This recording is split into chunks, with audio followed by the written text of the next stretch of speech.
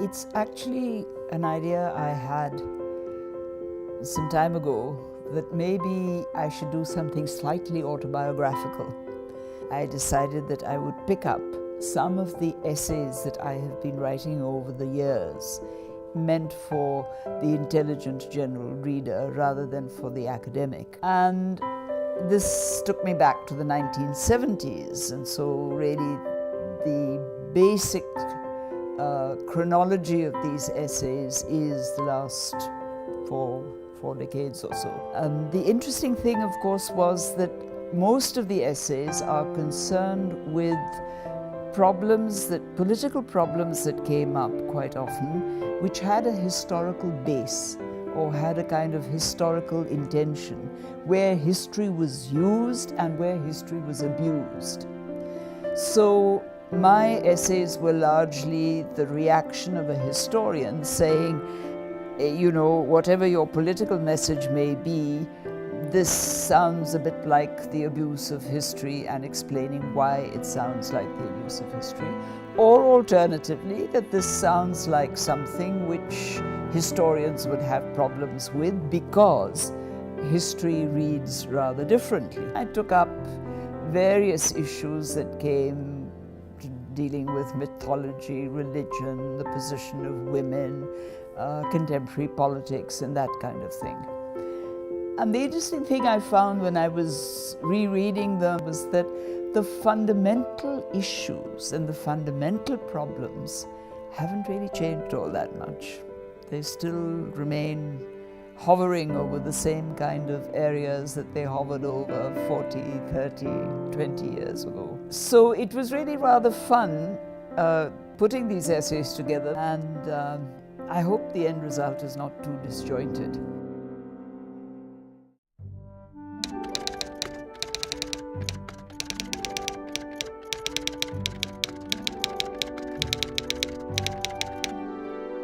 The two themes that have always stayed very close to what I've been doing, researching and writing and so on, in a sense go back to the time when I was quite young. I mean, I belong to a generation where we were in our teens when the national movement was at its height, so that, you know, independence, nationalism, the new India that was going to be built was very much on the threshold, and we were all talking about it. So in a sense there were basic questions like, what is going to be the identity of the new nation? The other question that's still with us is, what kind of society were we going to build? And I think that at that age, these were questions that loomed very large. Then as it went on, there were many occasions where I could see that there was a kind of connect between what I had thought about earlier and what had happened earlier in history, and how we were treating it now in later times. And the thing that came to me very strongly, I think, was the very deep link that there is between the past and the present, and which we only become aware of when we think about it much more seriously. There's an underlying link in which the past shades, as it were, into the present.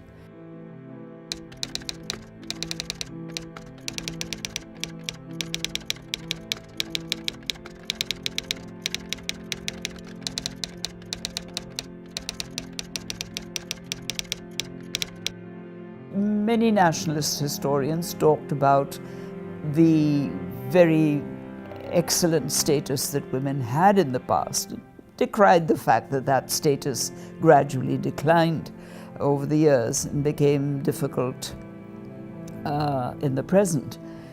But I think the dramatic change came, of course, with the rise of what has been called feminism in the 60s, and then later on, particularly in the 80s, when people became very, very much aware of two things. One is that women cannot be treated as a blanket category. The second thing that emerged as a result of a lot of the feminist writing and analysis was, of course, the fact that in early society, in pre-modern society, patriarchy did exist, and it was taken for granted. People didn't question it. It was assumed that, you had a system of social stratification. In the Indian case, it was caste, which was dominated by patriarchy.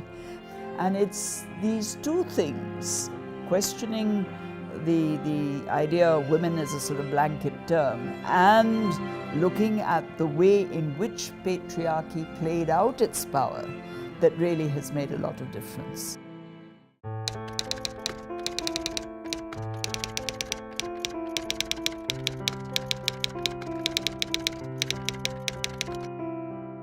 It is very hard to be optimistic at the moment. Part of the pessimism is not knowing, not being able to even guess at what kind of system we're going to have, what kind of government, what kind of society, who are the people who are going to be ruling us, what are going to be their codes of behavior, and so on and so forth. But I think that if one takes a long view, and as a historian one does take a long view, and as a historian of the ancient past one takes an even longer view, if you go through the centuries and you look at how society has changed all over, but even in India, changed quite dramatically from one century to another kind of thing. I think that we are at the moment very much in a decline. But of course, as somebody said, I don't know who, that if you're at the bottom, you have to climb up. So at the end of the day, we will hopefully all be climbing up to a much better future.